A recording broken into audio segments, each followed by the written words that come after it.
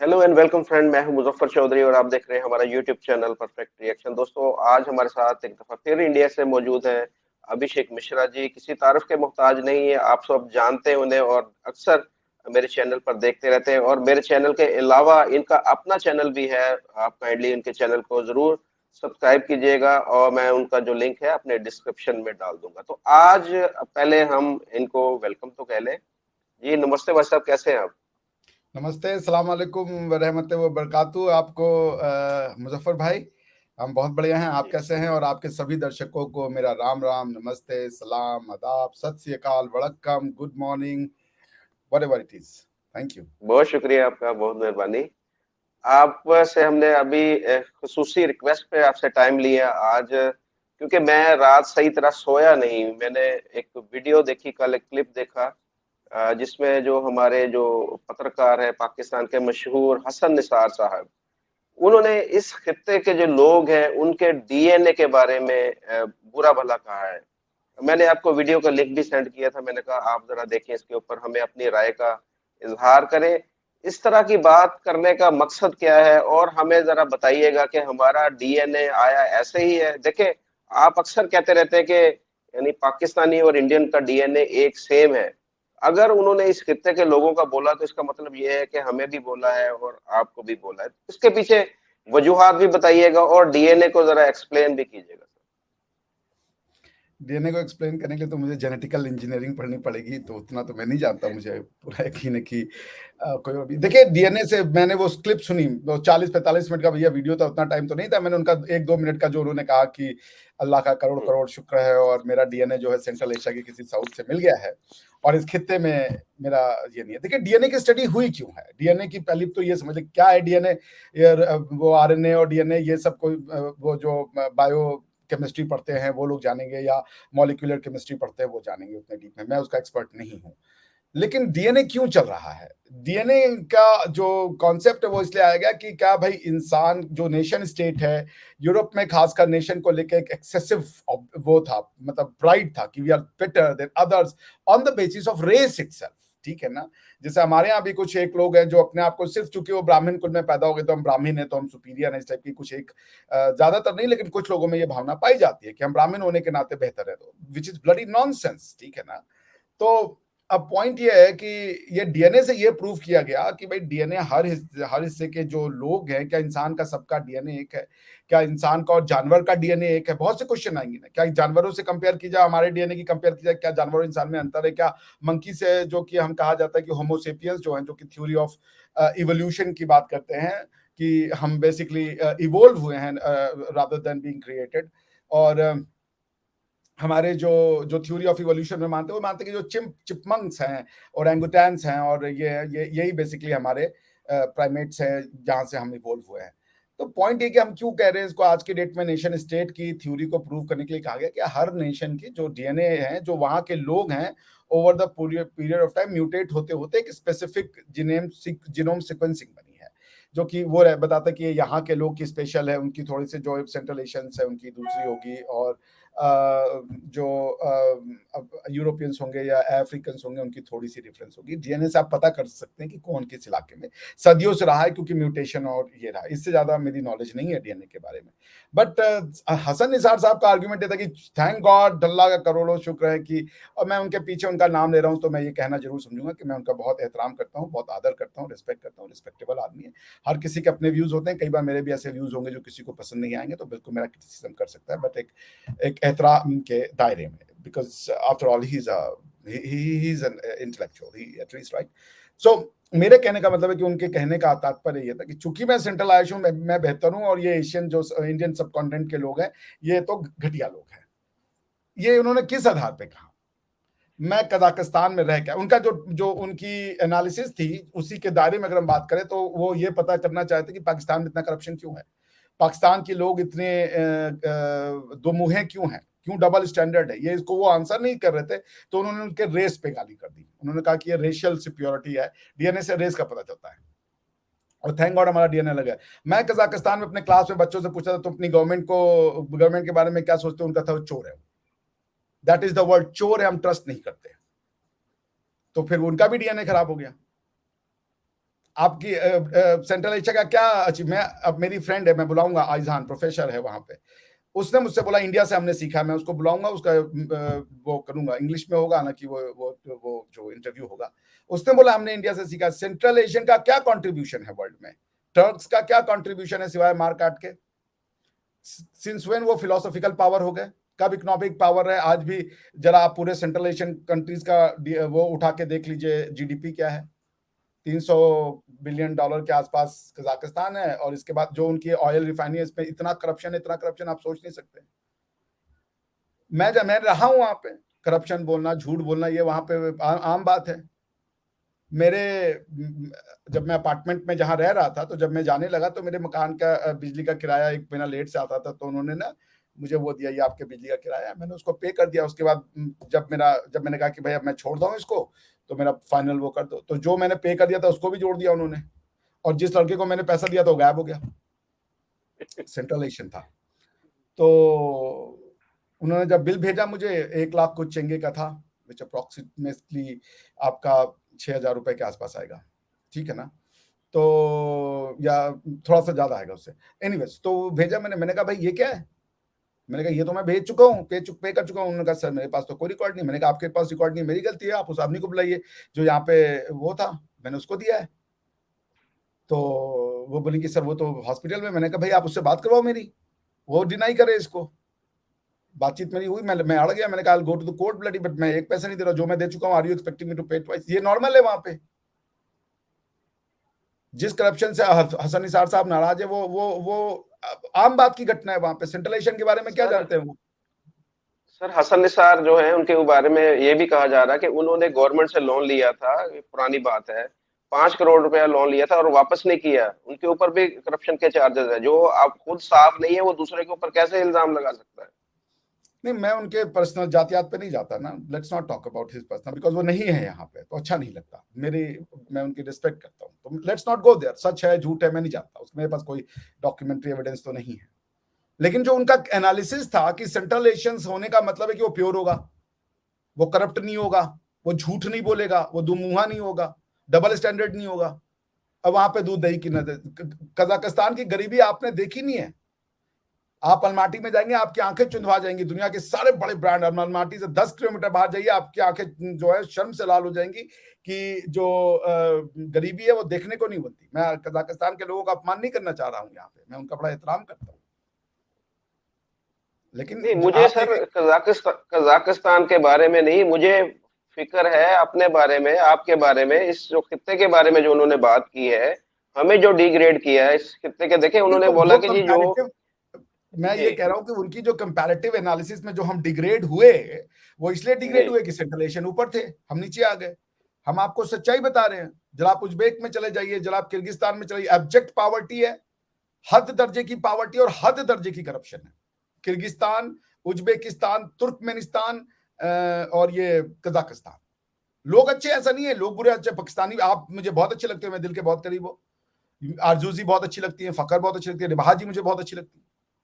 आप लोग बहुत मेरे दिल के करीब हो। मैं तो सारी दुनिया में जाता हूँ, इंडियंस मुझसे कहते हैं सर पाकिस्तानी तो बड़े घटिया लोग, आप क्यों जाते हो उनके चैनल पे, ये तो ये करते हो करते। मैं हर जगह जाकर डिफेंड करता हूँ कि नहीं ऐसा नहीं है, मेरे तो और दूसरे एक्सपीरियंसेस है, मैं तो उनको बहुत अच्छा समझता हूँ। तो ये नॉर्मल है। इंडिया में भी लोग हैं हर पाकिस्तानी बम फाड़ के पढ़ने को तैयार है। उनकी भी गलती नहीं है, क्योंकि वो पहचान ही नहीं पाते कौन बम फाड़ रहा है कौन नहीं फाड़ रहा है, कौन मुजफ्फर भाई है और कौन हाफिज सईद है। इसको पहचानना तो बहुत मुश्किल की बात है भाई, इंसान के दिमाग में नहीं घुसा जा सकता। पॉइंट ये है कि हसन निसार साहब ने वो जो ये कह दिया कि हम बहुत बेहतर हैं। पहले ये बताओ, हम मान गए हम घटिया हैं, और हम घटिया क्यों कि हम करप्ट है। मैं हिंदुस्तान पाकिस्तान को एक मान रहा हूँ, 10 करोड़ लोग नहीं आए हैं बाहर से, इतनी वो जो उन्होंने नंबर दिया वो भी बहुत बहुत इन्फ्लेटेड है। और जो आए हैं वो मिक्स ब्लड के हैं। और बाय द वे, वो क्या कहना चाह रहे हैं कि उनका 100% वो है सेंट्रल एशियन ब्लड है, वो कब से यहाँ पे रह रहे हैं, मिक्स ब्लड तो होगा उनका। उसकी बात आप उनसे ये बताइए कि ये दुनिया का हर कोई जानता है कि चंगेज खान ने, यानी कि तैमुजिन ने, और तैमुजिन बाय द वे मुसलमान नहीं था, तैमुजिन तो वो फॉलो करता था टेंगरी, काइंड ऑफ शवाइट रिलीजन है वो, मतलब भगवान शिव के फॉलोअर। तो टेमुजिन तो उसने दुनिया की, ये बीबीसी की डॉक्यूमेंट्री है कि दुनिया का हर थर्ड आदमी उसी के वंशज का है, उसने इतनी औरतों का रेप और वो किया था। तो अगर ये दो थ्योरी है ना, या तो हसन निसार साहब ये कह रहे हैं कि उनके बाबा व अजदाद वहां से आए थे, या वहां के आके लोग यहाँ के वो, आप समझ रहे मैं क्या कह रहा हूँ? हाँ जी, हाँ वो समझ। वो एक आदमी ने कहा कि मैं शेर हूँ, तो सूर्य ने पूछा ये बताओ मम्मी गई थी या शेर आया था? तो सर ये बात। ये तो आपने बात कर दी सेंट्रल एशियन के बारे में। अब हमारे बारे, मुझे फिक्र है हमारे बारे में, जो उन्होंने बात की कि सिर्फ जो सेंट्रल एशिया से लोग आए हैं वही ठीक है, बाकी सारे के सारे करप्ट हैं, बाकी सारे के सारे घटिया और गलीज हैं। तो हमारे अंदर वो कोई आंसर नहीं अच्छाई दे उन्हें पा रहे नजर कि नहीं आई। पाकिस्तान, जो आपकी समस्या हमारे यहाँ भी है, हमारे यहाँ भी नहीं, लोग झूठ बोलते हैं, हमारे यहाँ भी लोग धोखा देते हैं, ये सब जो आपके यहाँ होता है वो हमारे यहाँ होता है। हमारे यहाँ बस एक चीज नहीं आपसे बेहतर है जी। सर, अच्छे लोग भी तो होंगे ना, मैं ये कह रहा हूँ कि अच्छे लोग किधर गए जो नहीं, जो झूठ उन्होंने बोलता है जिक्र वो बुरा नहीं कब किया। हो गया? जो झूठ बोलता है वो बुरा कब हो गया? भाई बुरे और आप कोई किसी के लिए झूठ बोला उसके लिए वो अच्छा है। अपनी माँ को जान बचाने के लिए किसी ने झूठ बोला, आपसे पैसा ले लिया, अपनी माँ की वो इलाज में लगा दिया। क्या है झूठ बोलना और अच्छा बोलना? मैं कह रहा हूं इंसान ऐसे ही चलेगा। आप संत नहीं पैदा कर दीजिएगा, आप हर किसी को पैगंबर नहीं बना दीजिएगा। इंसान होगा तो झूठ बोलेगा, इंसान होगा तो करप्शन करेगा, इंसान होगा तो अपनी बेहतरी के बारे में सोचेगा। आप ऐसा इंस्टीट्यूशनल बनाते हैं जिसमें उसके इस तरह के काम करने के दायरे कम हो जाते हैं। बस ये कहाँ नहीं होता है, जर्मनी में नहीं होता, ये यूरोप में नहीं होता, झूठ नहीं बोलता इंसान, ये कहाँ नहीं होता। वोक्सवैगन ने अपनी इंजन के उसको एमिशन को सॉफ्टवेयर को ट्वीक करके दिखा दिया था कि हमारा एमिशन कम होता है। बाद में पड़ा गया कि उनका जो सॉफ्टवेयर था वो था, क्या कहते हैं, बीफ्ड अप था। कौन नहीं कर रहा है? मैं दुनिया रहा हूं, सब झूठ बोलते हैं। यूरोप से ज्यादा, जर्मन से ज्यादा झूठ बोलने वाले मैंने अपनी लाइफ में नहीं देखा साला। हर बात पे झूठ बोलते हैं। आप, मैं एक यूरोपियन से बोला, मैंने कहा यार ये ना, मैंने बैंक अकाउंट खोला, मैंने कहा यार इसमें ना, मैं हमारे इंडिया में आप अगर पैसा काटो तो एसएमएस आ जाता है, कुछ भी ट्रांजेक्शन करो एसएमएस आता है, ऐसा ये हमारे अकाउंट में जो जर्मन अकाउंट नहीं होता। बोली नहीं नहीं नहीं, तो अभी हम लोग ने, आप बाहर क्यों ना नहीं करते? दे लाई लाइक थ्रू देयर टीथ। मैं जानता हूं कितना झूठ बोलते हैं वो। मैं रहा उनके, तो झूठ बोलने से इंसान बुरा हो जाता है, तो उनका डीएनए खराब हो गया। अगर झूठ बोलने से इंसान खराब होता है तो हसन निसार साहब प्रूव कर दे कि सेंट्रल एशिया के लोग झूठ नहीं बोलते, और अगर वो झूठ बोलते हैं तो उनका भी डीएनए खराब है। फिर तो हसन निसार साहब भी अभी अल्लाह को करोड़ों करोड़ों शुक्रगुजार कि अब शर्मिंदा हो जाए वो। क्योंकि जो बीमारी वो हिंदुस्तान के मुसलमान या हमारे में बता रहे, क्योंकि यहाँ पे जब हिंदुस्तान की बात हुई तो मैं हिंदू मुसलमान तो नहीं करूंगा, और मेरे लिए तो हिंदू और मुसलमान का कोई मतलब डिफरेंट नहीं होता। वो आप ही के वजह से हमको हमारी एनालिसिस में प्रॉब्लम हो जाती है। तो उन्होंने तो हमें कह दिया कि हम जो इंडियन सब कॉन्टिनेंट के लोग हैं, भाई इंडियन सब कॉन्टिनेंट के लोग जो हैं उन्होंने दुनिया में जाके झंडे गाड़े हैं। लीडरशिप कौन दे रहा है? ये गूगल का सीईओ झूठ बोल रहा है, खराब डीएनए है उसका। फरीद जकारिया जो है सीएनएन का वो बना हुआ है, उसका डीएनए खराब है। क्या पाकिस्तान के सारे जो बाहर गए हुए हैं वो सब झूठे मक्कार है? वहां पे अच्छे लोग नहीं है? मेरा दोस्त रूममेट था, फारूक था, वो तो पाकिस्तानी, लाहौर से था, बड़ा अच्छा लड़का है। One of, I treat him like my brother. अभी भी उसके मैसेजेस आते हैं, भाई कहाँ है यार? वो, मैं आज यूट्यूब पे आया हूं तो वो बेसिकली फारूक को क्रेडिट जाता है। उसने मुझसे बोला तू पाकिस्तान के लोगों से बात कर, तेरी बात सुनी जाएगी। ये मैं आपको सच बता रहा हूं। मुझे यूट्यूब के बारे में नहीं जानकारी था, बट जब मैं उससे बात करा, जब हम लोगों ने खुल के अपनी भावनाएं शेयर करी, तो उसने मुझसे कहा कि तू जिस तरीके से समझाता है, अगर वो तू समझाएगा तो लेक तेरी बात सुनेंगे मिश्रा, तू जा। तो वो उसका डीएनए खराब है। आंसर सर ये देखिए, है। इसमें देखिए ना, कितने बड़े बड़े लोग आते हैं इस खित्ते के अंदर। आप देख लें कि मुसलमानों के अजीम सूफी, जिनको हम सब मानते हैं, हमारे जो औलिया कराम है, वो इसी खित्ते के अंदर है ना। दाता गंज बख्श है, आपकी तरफ निजामुद्दीन औलिया है, और भी बहुत सारे मोहतरम शख्सियात हैं, वो सारी इसी खित्ते की हैं। और यहाँ पर अगर देखें तो जैसे सिखों के रूहानी पेशवा हैं, वो भी इसी खित्ते के हैं। हिंदुओं के कई बुजुर्ग होंगे, कई उनके जो बड़े होंगे, वो भी सारे इस खित्ते के हैं। तो उन्होंने सबको लपेट दिया, इस खित्ते के जो नेक और अच्छे जो बुजुर्ग, तो मैं सबको ये कह रहा हूं उन्होंने कि क्यों ये नेक और बुजुर्गों का अंतर करना? मैं कह रहा हूं कि उनका वो तो ये कह देंगे भाई मैं 4-5 लोगों को हटा दिया, चलिए हटाइए, फिर उसके बाद वो तो ये कह देंगे आराम से ना कि मासेस बेकार है। उनके कहने का आर्गुमेंट, जो वो ये जो थ्योरी उन्होंने आंसर प्रोवाइड की, इसी तरीके से बेन शपेरियो है, बेन शिपारियो ने ये कहा कि जो एशियन है और ये है, ये चूंकि यहाँ पे जो गंदगी और हिंसा होती है वो सारे वो करते हैं, एशियंस करते हैं, क्योंकि उनका उनका कल्चर खराब है। उसने दिया कि जेल में इतने जेल में अगर 100 लोग हैं तो उसमें से 40-50 अफ्रीकन और एशियन, क्योंकि इनका कल्चर खराब है। तो उससे पूछिए कि जब तुम कॉलोनाइज कर रहे थे सारी दुनिया में, तुमने लोगों को हत्याएं की, मारा, काला पानी भेजा, तो तुम्हारा भी कल्चर खराब है। फिर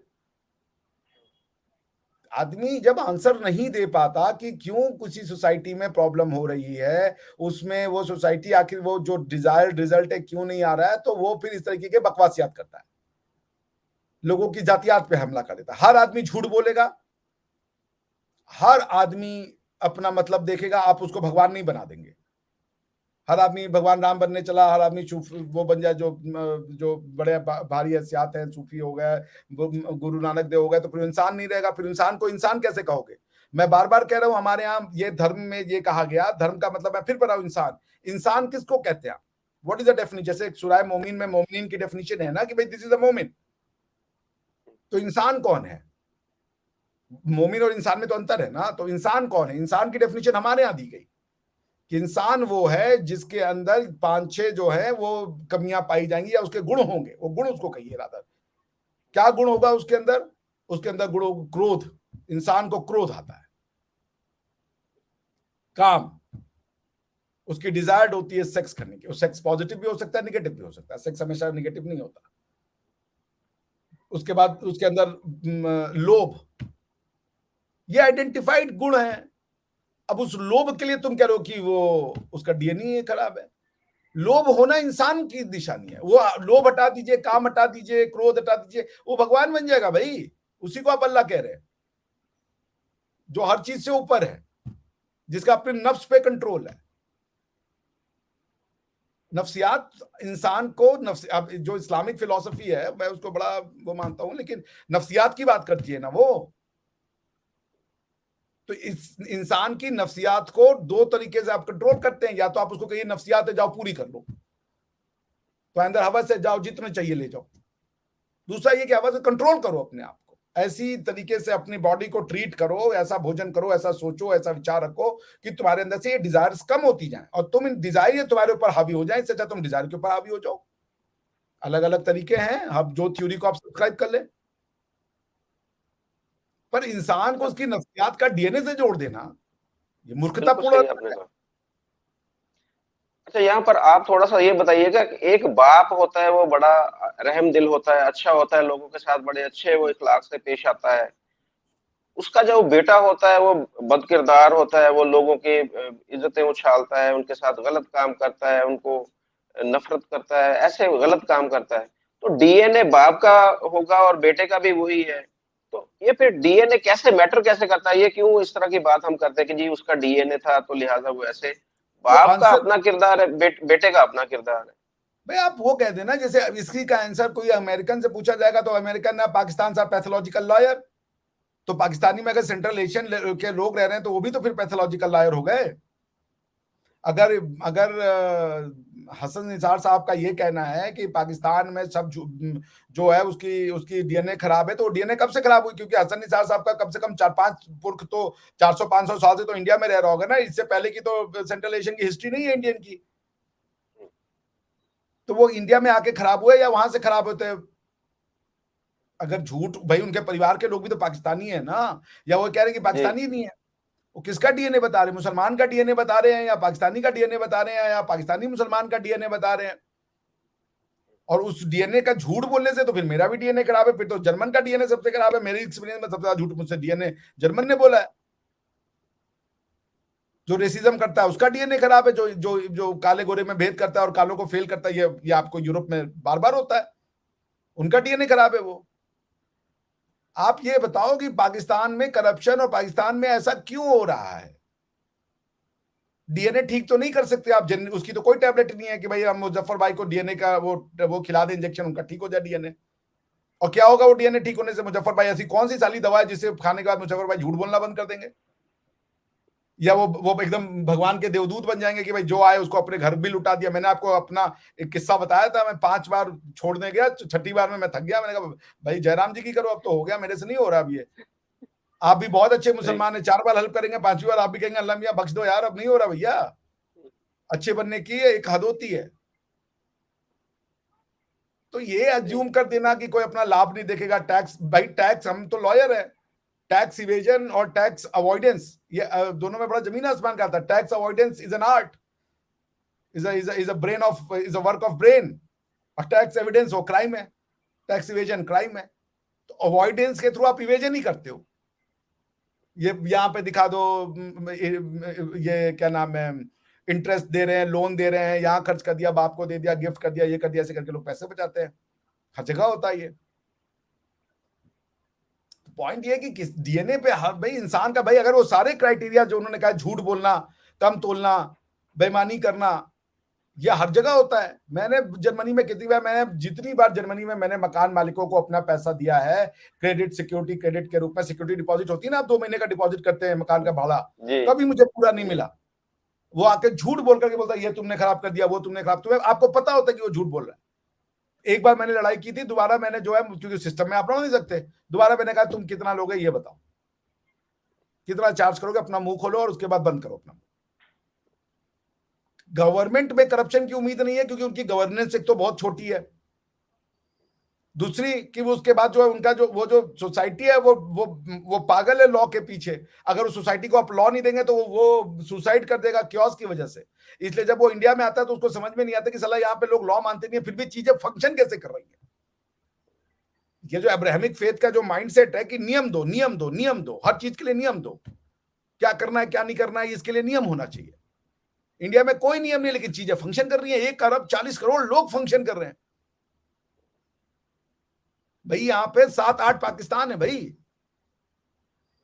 पाकिस्तान एक फंक्शन नहीं कर पा रहा, आपने उनसे उनका धर्म छीन लिया है, आपने उनको वो नियम दे दिए हैं, पर वो आदी हैं केओस के,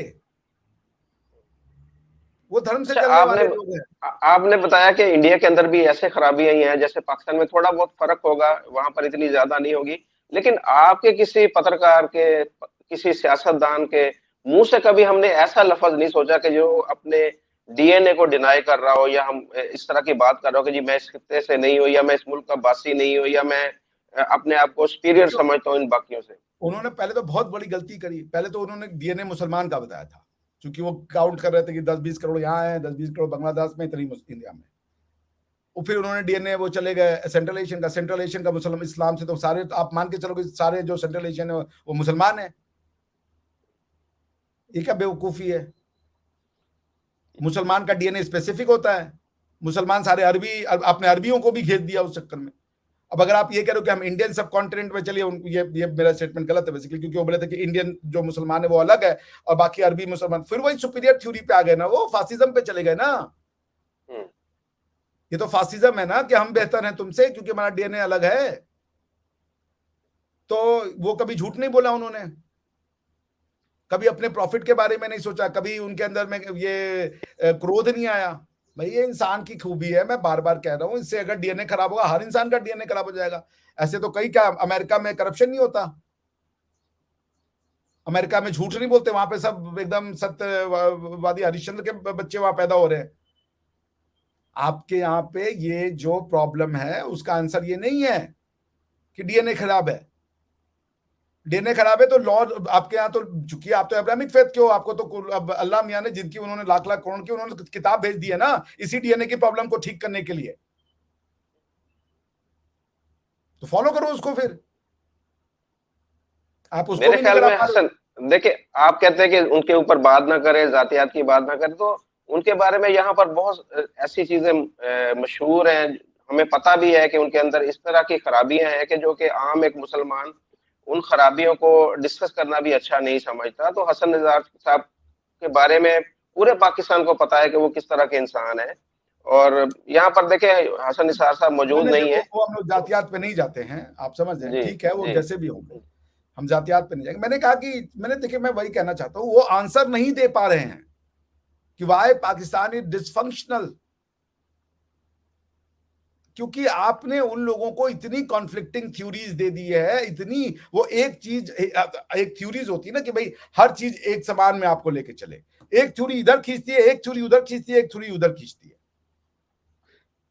ऐसे ही। तो जब वो आदमी कोई गलत काम कर रहा होता है ना, उसके पास तुरंत एक वो शेयर अर्ज करता है, वो कहता है हम तो जस्टिफाइड हो गए। अपनी कमियां नहीं देखना है, देखो चुनाव कहीं तो नहीं है क्योंकि वहां पे हवाएं गर्म है, वो चुनाव पे आ गया सारा कुछ, अब लो हम बच गए।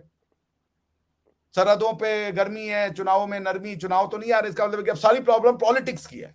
सोशियोलॉजी में कोई प्रॉब्लम नहीं है, थियोरी में कोई प्रॉब्लम नहीं। वही पॉइंट है कि आपने एक भारत को तोड़ा, उसको आपने अपने मन से चलाने की जिद करी और आप चलाना चाहते हैं,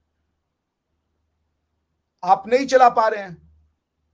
आप तो इमरान खान की तारीफ करते करते इनकी जबान नहीं थकती थी हसन निसार साहब की। इमरान खान ने क्या कर दिया? वो करप्टेबल नहीं है, वो नहीं है, वो ये नहीं है।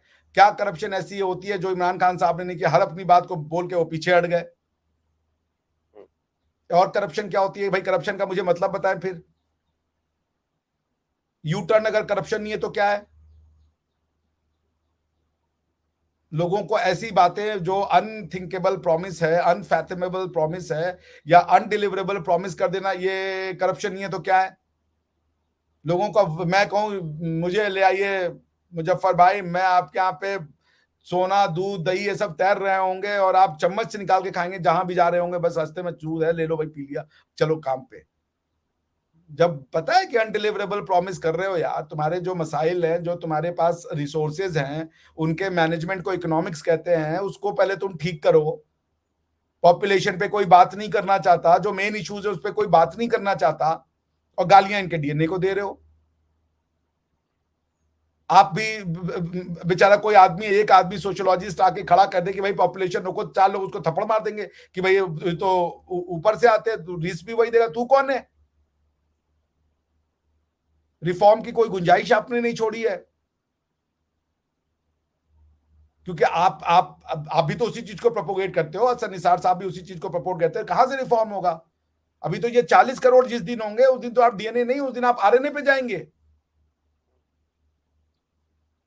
आप इंसान से उसका बेसिक हक छीन लेंगे, वो खाने के लिए लोगों को नहीं मारेगा। जब एक पेड़ पे एक फल होगा और 10 लोग उसको भूखे निगाह से देख रहे होंगे, आप उनको मुसलमान, हिंदू, सिख, क्रिश्चियन सबका गुड क्वालिटी डाल दीजिए, फिर भी वो एक दूसरे की गला काटेंगे। भूख से बड़ा कोई रिलीजन नहीं होता, भूख से बड़ा कोई डीएनए नहीं होता, सर्वाइवल ऑफ द फिटेस्ट से बड़ा कोई कोई कोई कोई रूल ऑफ द गॉड नहीं है। जिसको फल निकला वो बचेगा, वो खाएगा, वही उसका नियम है, वही उसका भगवान है। बस बहुत अपनी शुक्रिया। जिंदगी को बचाना, यही यही है उसका नियम, वही है उसका धर्म। बहुत शुक्रिया अभिषेक भाई आपका, आपके हमने खुसूसी वक्त लिया। बिल्कुल आपने सही कहा है कि खराबी डीएनए के अंदर नहीं होती, खराबी इंसान के अंदर होती है, और हर इंसान के अंदर खराबियां मौजूद होती हैं।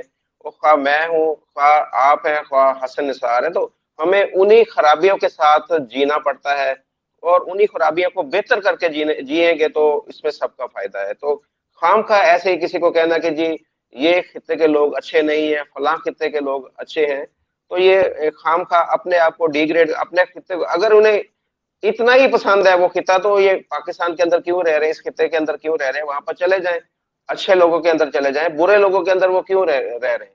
जी आप कुछ कहना चाह रहे थे। मैं बस इतना कहूंगा कि जब आपके पास किसी प्रश्न का उत्तर नहीं है, या आप देखिए आपको प्रश्न है, वो वैलिड प्रश्न है कि क्यों हो रहा है पाकिस्तान में ऐसा, तो आप ये कह दो कि उस लायक नहीं है। तो वहां पे मोहनजोदाड़ो कैसे बन गया? वहां पे सबसे पहले दुनिया की सिविलाइज शहर बन गई। तक्षशिला कैसे बन गया? दुनिया की ओल्डेस्ट यूनिवर्सिटी बन गई वहां पे। राम राज्य वहां से आया। इतने बड़े जो आप औलिया कुश्ती नानक वहां से आए। पॉइंट ये है कि एक समय ये फंक्शनल था, बहुत अच्छा फंक्शन करता था। लाहौर देखा नहीं तो जम्या नहीं, ये तो मैं आप ही लोग बताते मुझे।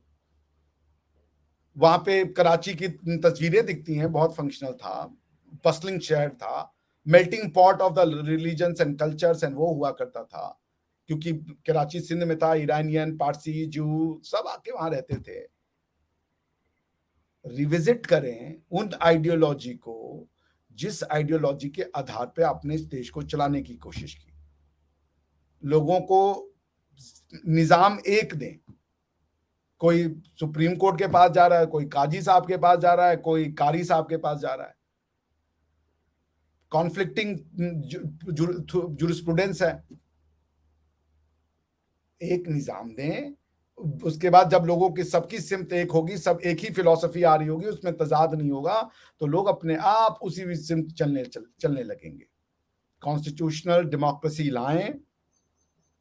अगर आप ग्रोथ चाहते हो, अगर आप सिर्फ ये है कि 70-80 साल इंसान की जीवन है तो उसको किसी तरीके से कोठरी में बंद कर दो, जीवन काट ले अपना, उसके बाद तो सब बल्ले बल्ले है, तो बात अलग है। मगर आप अगर इंसानी जीवन का हाईएस्ट ऑप्टिमम यूज करना चाहते हो कि वो जो 60-70-80 साल रहेगा यहाँ पे, उसमें वो क्या कंट्रीब्यूशन करेगा, अपने जीवन के कैसा बेहतरीन उपयोग कर पाएगा, उसको आप फ्रीडम दें, उसको सही थॉट प्रोसेस दें। आप उसको ये बताएं कि भाई तुम्हारा जो जो पोटेंशियल है, उसकी यूटिलिटी तुम समाज में कर सकते हो। आप उसको बिजनेस करने दें, आप उसको वो करने दें जहां पे जो free society is the best answer. कि कैसे जब आप सोसाइटी को कंट्रोल करेंगे, तो होता ही है कि जो कंट्रोल कर रहा होता है ना, वो आपके दिमागों पे अपनी झूठी बातें बता रहा होता है, क्योंकि वो आपको कंट्रोल करना चाहता है। आप लोगों को खुला छोड़ें। पाकिस्तान के लोग आपको वो डीएनए दिखाएंगे जो मोहनजोदाड़ो बनाता है, जो तक्षशिला बनाता है। चाणक्य का डीएनए जो है वो पाकिस्तान का डीएनए है। चंद्रगुप्त मौर्य का डीएनए पाकिस्तान का डीएनए है। भगवान श्री राम का डीएनए पाकिस्तान का डीएनए है। गुरु नानक देव का डीएनए पाकिस्तान का डीएनए। जो आपके जो सूफिया कराम होंगे वो पाकिस्तान का डीएनए है। इसी डीएनए से अब्दुल सत्तार निकले, इसी डीएनए से आप जैसे लोग निकले, परवेज भाई साहब जैसे लोग निकले। सबकी अपनी एक थ्योरी अलग हो सकती है। अब आप, मैं और मेरे और परवेज साहब में या डॉक्टर इश्तियाक साहब में बहुत थॉट प्रोसेस का अंतर है, तो क्या उनका डीएनए खराब हो गया? भाई अंतर दुनिया में एक तरीके से देख रहे हैं। आप साइंस भी पढ़ें तो उसमें कहा जाता है एटम को अगर आप देखें ना, कई लोग कहते हैं एटम है क्या, पार्टिकल है या ये बेसिकली एक वेव है, तो लोग साइंटिस्ट ने पाया ये दोनों है। आपका जो देखने वाला जो जो व्यू पॉइंट है वो क्या है, उसके ऊपर उसका बिहेवियर डिपेंड करेगा। तो हसन निसार साहब उसको उस निशान से देख रहे हैं, बड़े काबिल आदमी है। अगर हमसे कोई उनके पीछे उनकी शान में कोई ऐसे वर्ड निकले हों जो ठीक नहीं है, उसके लिए हम क्षमा चाहेंगे। बट इस तरीके की रिविजिट करें, जिन थ्योरीज को आप टच नहीं करना चाहते, टच तो आपको करना पड़ेगा, आज नहीं तो कल उनको टच करना पड़ेगा, वरना डीएनए पे जा करके तो आप नहीं कुछ कर सकते। थ्योरीज को ही रिविजिट कर सकते हैं, डीएनए तो रिविजिट नहीं होगा। और अल्हम्दुलिल्लाह जो आपका डीएनए वहां पे इससे भी ज्यादा करप्शन है। जाके सेंट्रल एशिया में रह के देखिए, मैं रह के आया, इससे ज्यादा, पाकिस्तान से ज्यादा करप्शन है। चलिए यही खत्म करते हैं। बहुत शुक्रिया आपका। आपने एंड में बड़े अच्छे तरीके से इसको एक्सप्लेन किया है। मैं ये कोशिश करूंगा कि ये वीडियो हमारी जो है वो पाकिस्तान में वायरल और किसी तरीके से ये हमारे जो मुहतरम है हसन निसार साहब उन तक भी पहुंच जाए और उन्हें पता चले कि जो जो हमारे इलाके के डीएनए है, जैसे आपने उनके सबके नाम लिए हैं, तो उनमें बहुत ही काबिल एहतराम हस्तियां यहाँ पर हैं। जैसे आपने टैक्सला का नाम लिया, मोंजोदड़ो का नाम लिया, तो कितने अजीम वो लोग थे कि जिनकी आज भी हम उनकी मिसालें देते हैं कि जी ये देखें, आज से हजारों साल पहले वो सिविलाइज्ड लोग थे। तो हम तो अब देखें, आज भी हम उस मुकाम तक नहीं पहुंच सकते। जितनी भी साइंस ने तरक्की कर ली है उसके बावजूद भी हम उन चीजों तक नहीं पहुंच पाए। तो इसी के साथ आपसे इजाजत चाहेंगे। अपना ख्याल रखिएगा। हमारे दर्शकों को भी हमारी तरफ से सलाम, आपको भी नमस्कार। सलाम, अल्लाह हाफिज, नमस्ते, बाय बाय, राम राम।